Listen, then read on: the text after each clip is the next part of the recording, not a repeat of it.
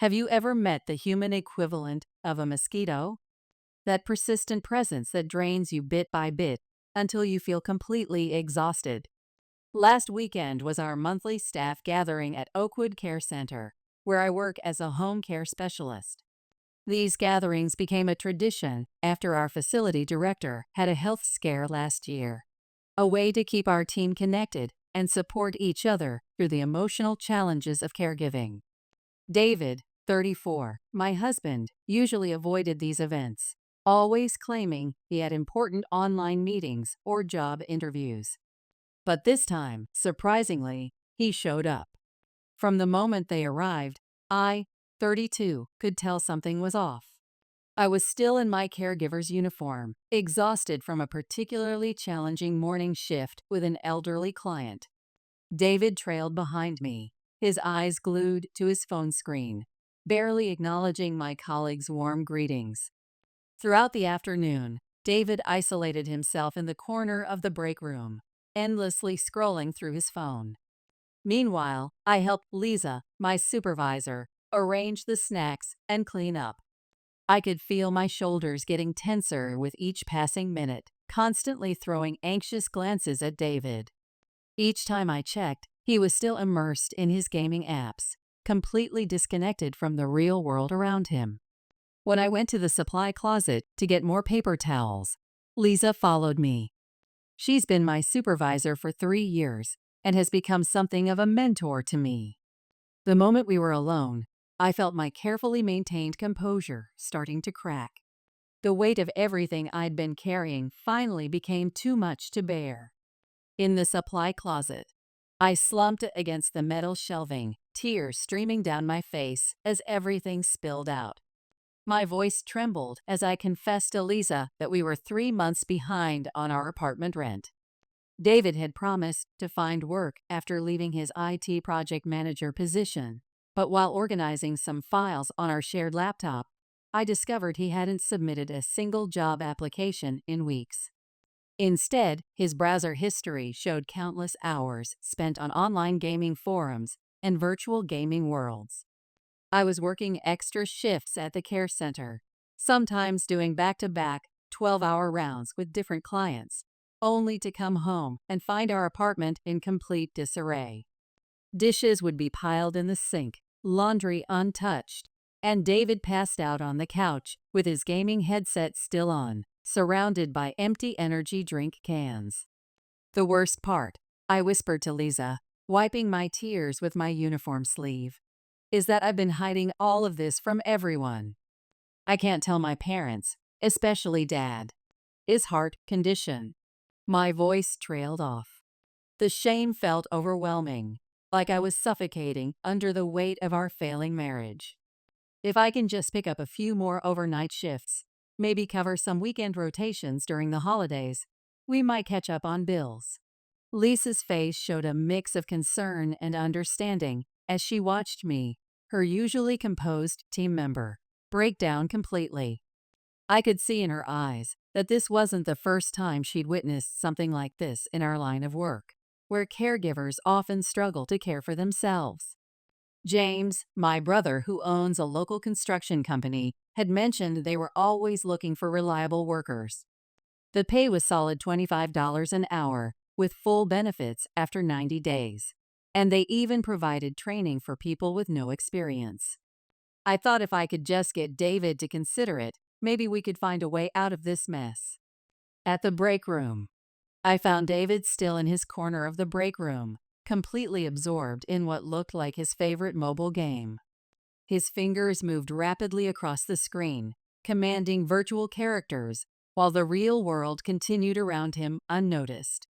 I tried to keep things casual at first, asking about his latest job search efforts, while arranging some leftover snacks on the table near him. He barely looked up, giving me his usual vague responses about having some promising leads and waiting to hear back from several tech companies. His voice carried that rehearsed quality I'd grown too familiar with.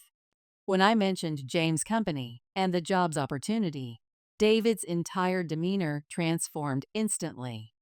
His face contorted into a sneer I'd never seen before. his eyes finally leaving his phone screen. Manual labor? He spat the words out like they were poison. You seriously expect me to go from managing IT projects to working construction like some uneducated person? The contempt in his voice made my hands shake as I gripped the edge of the table. I used to oversee million-dollar software implementations, Marie. Million-dollar projects. The irony of his statement hit me hard. Here he was, claiming superiority over uneducated workers while spending his days playing mobile games and living off his wife's caregiving salary. My voice came out steadier than I expected as I responded, "Honest work is better than no work at all, David. I'm working myself to exhaustion, trying to keep us afloat." That's when David completely lost it. He jumped up from his chair, his phone clattering to the floor as he got right in my face. The break room suddenly went silent as he started screaming about how I had no right to interfere in his life choices. He accused me of trying to humiliate him in front of my coworkers, of always looking down on him because he'd been laid off. The fact that his layoff had actually been due to workplace misconduct, something he'd hidden from me initially, apparently didn't factor into his outburst. The confrontation. Lisa rushed over when she heard the shouting, several other staff members hovering uncertainly by the door. To my shock, rather than seeing how irrational David was being, I found myself apologizing to him.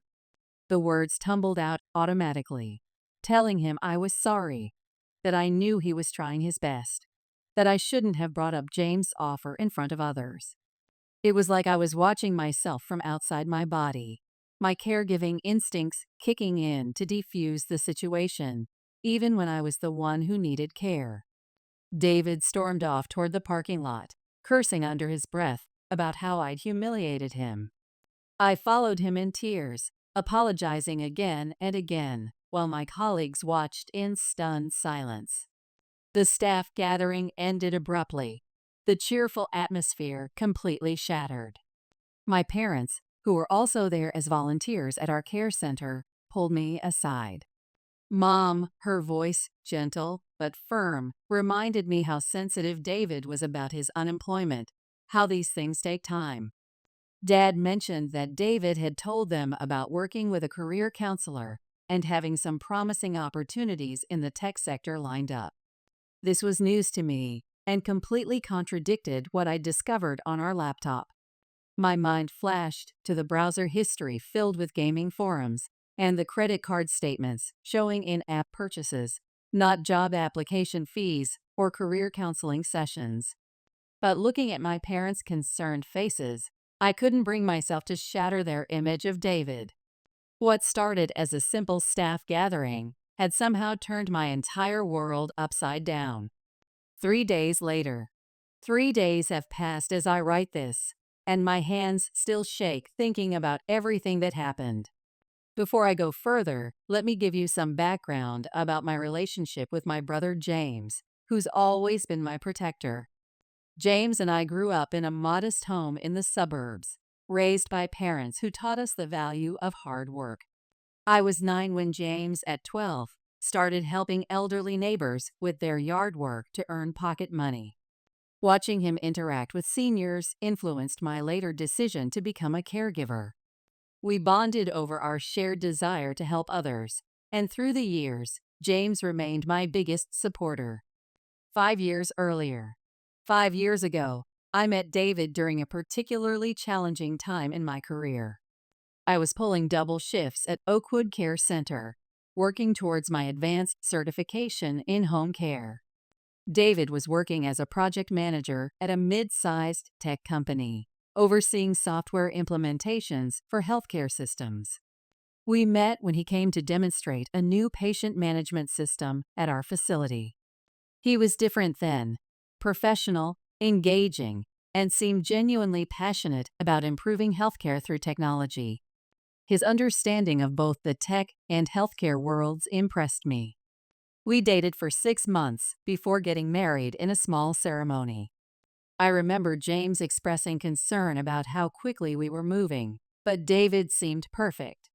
He would bring lunch to the care center during my shifts, showed interest in my work, and even volunteered at our facility's community events. Our parents were thrilled that I'd found someone who appeared to understand and support my dedication to caregiving. The first year of marriage seemed like a dream.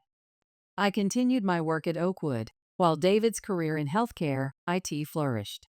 We rented a comfortable apartment, adopted a cat named Shadow, and started planning for our future. But things started unraveling about 2 years ago when David lost his position. He claimed it was due to company restructuring and budget cuts, but I would later learn the truth was far more complicated. I immediately stepped up, taking on additional home care clients and longer shifts to cover our expenses while David looked for work. It's just temporary, I kept telling myself and others. With his experience in healthcare, he'll find something soon. I even believed him when he said he was developing his own healthcare app in his free time. But weeks turned into months, and David remained unemployed. His excuses became increasingly elaborate. The job market was oversaturated. His skills were too specialized. The commute was too long. The companies weren't innovative enough. Meanwhile, I started working 60-hour weeks, taking on the most challenging clients because they paid better. My body ached constantly from lifting and moving elderly patients, but I couldn't afford to take breaks. The gradual decline. I began noticing disturbing changes in myself about a year into David's unemployment. My hands would shake during medication preparations for my clients. Dark circles became permanent fixtures under my eyes, and I lost so much weight that my scrubs hung loose. I started declining team lunches at work, always having an excuse. I had to cover someone's home visit. I was too exhausted. Or David had an important virtual interview I needed to help him prepare for. Through the care center's tight-knit community, concerning stories about David started reaching me. While I was making home visits to elderly clients, David was apparently spending his days immersed in an online gaming world where he'd become a prominent guild leader. He'd tell me he was networking or had virtual job interviews, but my colleagues would mention seeing notifications from his gaming profile, showing him online for hours during weekday afternoons. Lisa carefully mentioned that she'd seen David's name pop up in several gaming forums during work hours when she was checking her son's online activities. I tried sharing my concerns with my parents, who volunteer at our care center regularly, but they always defended him. Mom would suggest he was probably dealing with depression from his job loss, that he needed time to find his footing in the tech industry again. Dad would remind me how the IT sector was going through changes and that we shouldn't judge someone when they're struggling. They kept insisting that I would ask for help if I needed it at work, that they didn't understand. As a caregiver, I'd built my entire identity around being strong for others, around handling challenges independently. It was one of the qualities Lisa had praised during my performance reviews. My ability to manage difficult situations without needing supervision. The thought of admitting I couldn't manage my own household while helping others manage theirs felt like a personal and professional failure. All my fears came to a head after that staff gathering confession to Lisa. The fallout has been brutal. David isn't speaking to me, except to send messages accusing me of ruining his reputation in the healthcare IT community. He claims he was about to launch his own healthcare app before I destroyed his concentration. My parents think I overstepped by suggesting manual labor to someone with his background. Even my most supportive colleagues have gently suggested I might have picked the wrong moment to confront him about employment. The reality. But here's what keeps me awake during my night shifts. The image of our shared laptop screen showing hours spent on gaming servers while our unpaid bills pile up. Everyone's acting like I'm the villain for pointing out that a grown man with an IT background spends his days commanding virtual armies while his wife exhausts herself caring for the elderly. The irony of me spending my days helping others maintain their dignity while losing my own isn't lost on me. I can't help feeling that speaking up at the staff gathering was the right thing to do, even if my approach was flawed. As a caregiver, I'm trained to recognize signs of distress and deterioration, and I can clearly see both in my own life. But now I'm labeled as the unsupportive wife, and I feel more isolated than ever in my own caregiving community. 2 weeks later. These past 2 weeks have been absolute hell. The silence from David has been deafening, broken only by notifications from his gaming activities that still pop up on our shared devices. After 14 days of unanswered calls and messages, I decided I needed to try to fix things, not for David's sake, but for my own peace of mind. The last message I got from him was a screenshot of his gaming guild's leadership board, where he ranks as a top player, with the text saying how I'd ruined his chances at turning his gaming expertise into a career in esports. It broke my heart because I remembered when that same dedication was once directed at improving healthcare technology. Where did it all go wrong? I got David's current location from his gaming friend Steve's social media post. Apparently, they were having a guild meetup at Steve's apartment. My parents warned me not to go, saying David needed space to process everything. But after years of caring for others, I couldn't just stand by and watch my own life fall apart. At Steve's apartment. I arrived at Steve's apartment complex around 7 o'clock. The building was in a run-down part of town, energy drink cans and food delivery bags littering the walkway. The sound of multiple people talking over gaming headsets leaked through the walls. When I knocked, the volume of voices decreased, and I heard someone stumbling to the door. David opened it, and my caregiver's instincts immediately kicked in, assessing his condition. He was a mess, unshaven, wearing a stained gaming tournament t-shirt, and clearly sleep-deprived. His eyes were bloodshot from staring at screens, and he swayed slightly as he stood. Steve was visible in the background, looking uncomfortable as he continued his game stream. I kept my voice steady, the same tone I use with agitated patients, and told David I wanted to talk about what happened at the staff gathering to try to understand his perspective. He let me in, laughing that hollow laugh I'd come to associate with his gaming defeats. The apartment looked like a testament to digital addiction. Multiple monitors displaying various games, empty caffeinated drink cans everywhere, and several smartphones showing different gaming apps. David stumbled to his gaming chair and started ranting about how I'd ruined his chance at becoming a professional gamer. According to his rambling speech, I was now the reason his guild members didn't respect his leadership. He mimicked my voice, saying things like, "Why can't you focus on real work like James? Why can't you be responsible like a normal adult?" The thing is, I know I'd never say those things. As a caregiver, I'm trained to avoid comparative language that might diminish someone's self-worth. The situation escalated quickly. David became more agitated as he talked, his gaming avatar dying repeatedly on screen as he lost focus. He got up in my face, jabbing his finger toward me, his other hand still clutching his gaming controller. I maintained my professional demeanor, keeping my voice calm and my body language non-threatening. But when I mentioned the overdue bills piling up on our kitchen counter, something in him snapped. The confrontation at Steve's. He lunged at me, his gaming headset flying off as he moved. Even in his sleep-deprived state, his anger was alarming. I managed to step back, but he caught my caregiver's uniform sleeve, ripping it. Steve had to leave his live stream running to physically intervene, pulling David away from his multiple gaming setups. While Steve was restraining him, David kept shouting about how I thought I was better than him, how I never understood the potential of professional gaming. That's when Steve, still struggling with David, started talking. He couldn't stay quiet anymore, his live stream still catching everything. The truth needed to come out. Everything David had told everyone was a lie. There was no esports career in development, no gaming sponsorships, no streaming contracts. David spent his days switching between different games, using money from our joint account to make in-app purchases and buy virtual items.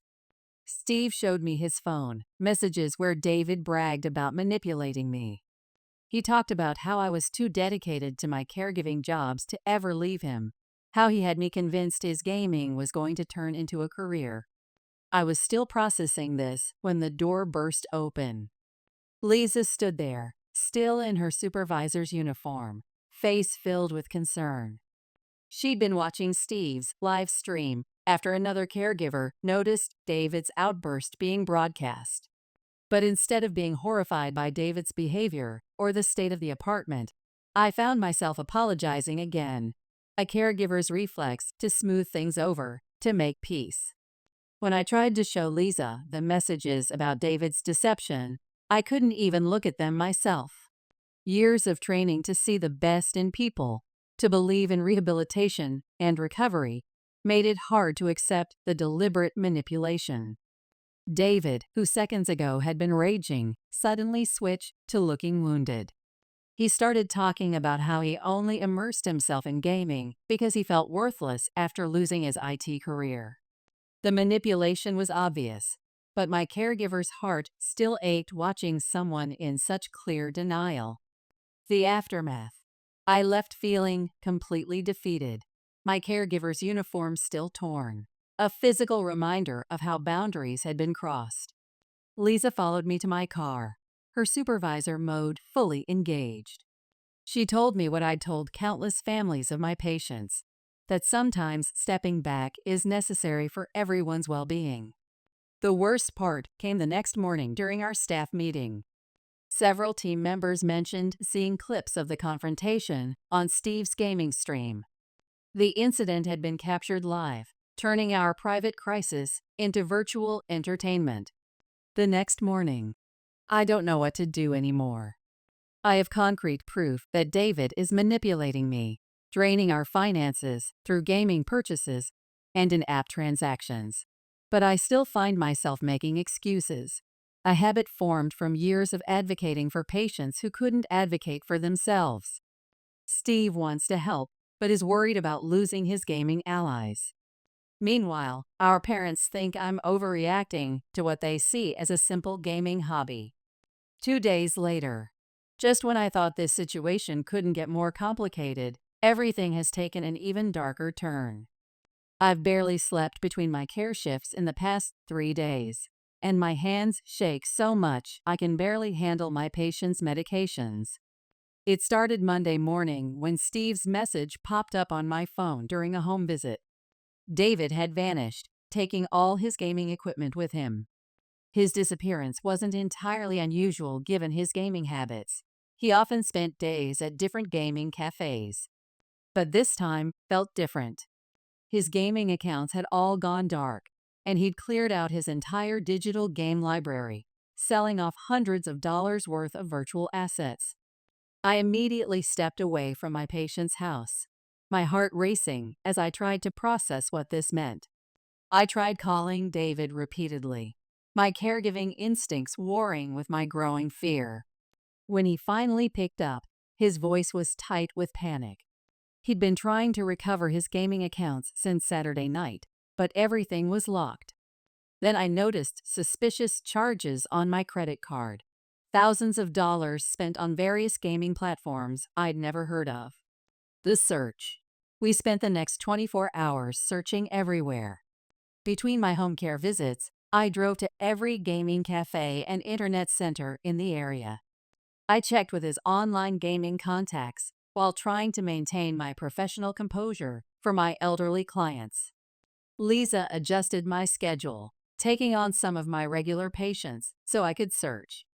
We called hospitals, checked with other gamers, and even reached out to his former IT colleagues. The breakthrough came during my lunch break when Michael, the owner of the Pixel Cafe where David frequently gamed, contacted me. He had security footage from Saturday night showing David, but what we saw made my stomach turn. David wasn't alone. He was with 2 men Michael recognized as notorious gold farmers. people who illegally sell virtual game currency and items to desperate players. The footage showed them leaving together around midnight, David clutching his gaming laptop. Michael pulled me aside after my shift, revealing something he'd been keeping quiet. David had been borrowing money from these guys for weeks, small amounts at first, a few hundred for premium gaming items and virtual currency. He always promised to pay them back when his gaming channel took off. But the amounts kept growing, and David kept making excuses. Michael said he'd warned David about getting involved with gold farmers, but David insisted he had a system, that he just needed one more rare virtual item to complete his character build. Lisa and I went straight to the police station, but their response was frustrating. Since David had left willingly with his gaming equipment, and it hadn't been 48 hours, they couldn't do much. The officer barely looked up from his computer when we mentioned the gold farmers, saying online gaming disputes weren't their priority. He just said they'd look into it once they could open a missing persons case. The truth emerges. While we sat in the police station parking lot, trying to decide our next move, I finally broke down and told Lisa everything I'd been hiding. David's gaming addiction went far deeper than anyone knew. He had maxed out 3 credit cards, buying virtual items and premium game content, racking up over $15,000 in debt. He'd been participating in illegal virtual item trading, losing thousands in single transactions. The final straw was discovering he'd sold my work laptop, the one I used for updating patient care records, for in-game currency. The crisis. Just as we were leaving the station, my phone lit up with an unknown number. A man with a digitally distorted voice demanded $5,000 in cryptocurrency by midnight, saying they'd start deleting David's gaming accounts one by one if I didn't pay. They had access to all his digital assets, years of gaming progress, virtual items, everything he valued most. I found myself slipping into caregiver mode, ready to empty my savings to help someone in crisis. Lisa, thankfully, stepped in. She recorded the call on her phone and took it straight back to the police. This time, they took it seriously. Apparently, these gold farmers were already under investigation for similar digital extortion schemes. The Cybercrimes Unit set up a sting operation, planning to catch them during the cryptocurrency transfer. By evening, they had both the gold farmers and David in custody. Here's the twist that made my hands shake so badly I had to take a day off from patient care. David was fine. He hadn't been coerced or threatened. He'd been working with the gold farmers voluntarily, helping them identify vulnerable players to scam, thinking he could work off his own debts by bringing in other targets. The gold farmers were arrested for cyber extortion, but David was released since he claimed he was also a victim. The denial. I'm still somehow blaming myself. A caregiver's curse of perpetually putting others first. I keep thinking if I hadn't confronted him about his gaming at our staff gathering, if I had just worked more shifts to cover his gaming expenses, none of this would have happened. Our parents are finally starting to see the reality of the situation, but they're still suggesting I should have been more understanding of his coping mechanism. I don't know what's worse. Watching my caregiving instincts push me to keep supporting someone who's actively destroying both our lives, or knowing that David is still out there, free to continue his digital addiction. Unexpected revelation. Everything I thought I understood about this situation has been completely upended. Yesterday morning, Lisa showed up at my house during my rare day off, looking exhausted. She said she couldn't keep quiet anymore about what she knew, even though she'd been respecting my privacy as both my supervisor and friend. For 3 hours, Lisa laid out the truth she'd been documenting. As my supervisor, she'd noticed problems long before the staff gathering incident. She showed me records of medication administration errors I'd made, small mistakes that were caught before reaching patients, but completely out of character for someone with my experience. She had documentation of times I'd shown up to work in wrinkled uniforms, folders tracking my declining performance reviews, and notes from concerned clients about my distracted behavior during home care visits. Lisa pulled out her work tablet, showing me emails from 2 months before the staff gathering. As my supervisor, she'd been building a case, not to discipline me, but to protect me and my patients. She had screenshots of David's gaming activities happening during times I'd told her he was at job interviews. She had documented complaints from other staff members who'd seen him selling gaming items in the care center parking lot while waiting to get money from me during my shifts.